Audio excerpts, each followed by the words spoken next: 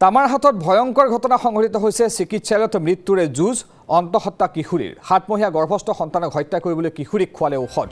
শাহজামাল শেখ নামৰ এজনৰ বিৰুদ্ধে এই অভিযোগ উত্থাপন হৈছে গৰ্ভস্থ সন্তানৰ মৃত্যু হোৱাত ঘটনাটো আৰক্ষীক অৱগত কৰে চিকিৎসকে 7 মাহ পূৰ্বে হিন্দু কিশোৰীগৰাকীক শাহজামাল শেখে কৰিছিল ধৰ্ষণ মোবাইলত অশ্লীল ফটো আবদ্ধ কৰি চলাই আহিছিল ব্লেকমেইলিং ঘটনাটো কাকো নজনাবলৈ কিশোৰীগৰাকীক দিছিল মৃত্যুৰ ভাবুকি গৰ্ভস্থ সন্তানক মাৰিবলৈ ঔষধ খাই অসুস্থ হৈ পৰে কিশোৰীগৰাকী তাৰ পাছতেই ভেদ হয় ঘটনাৰ ৰহস্য অৱশেষত আৰক্ষীৰ কাষ চাপিল কিশোৰীগৰাকীৰ পৰিয়াল দল সংগঠন ঘটনাৰ পাছতেই ঘৰ এৰি পলায়ন শাহজামাল শেখ আৰু পৰিয়ালৰ দোষী কৰায়ত্ব কৰি কঠোৰ শাস্তি দিয়াৰ দাবী বিভিন্ন দল সংগঠনৰ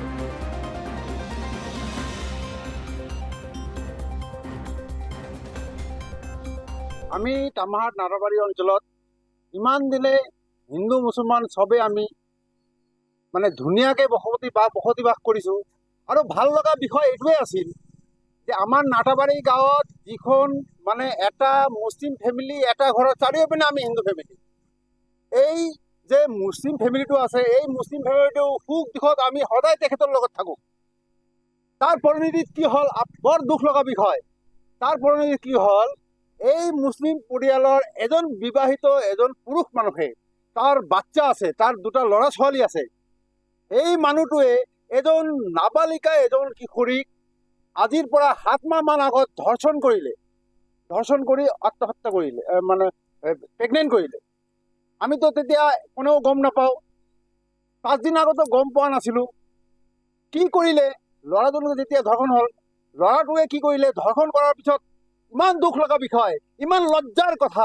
কি কৰিলে ই নগ্ন ফটো তুলিলে এই ছোৱালীটোৰ এই যোৱাকালি ৰাতি আমি তামাৰ থানা প্ৰশাসনক আমি এজাহাৰ দাখিল কৰিছোঁ পৰিয়ালৰ ফালৰ পৰা আৰু আমি দল সংগঠনে দাবী জনাইছোঁ 24 ঘণ্টাৰ ভিতৰত এই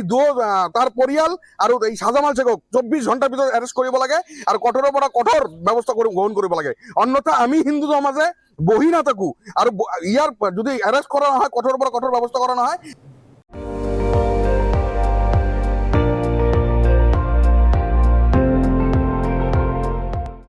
আপুনি চাই আছে ND24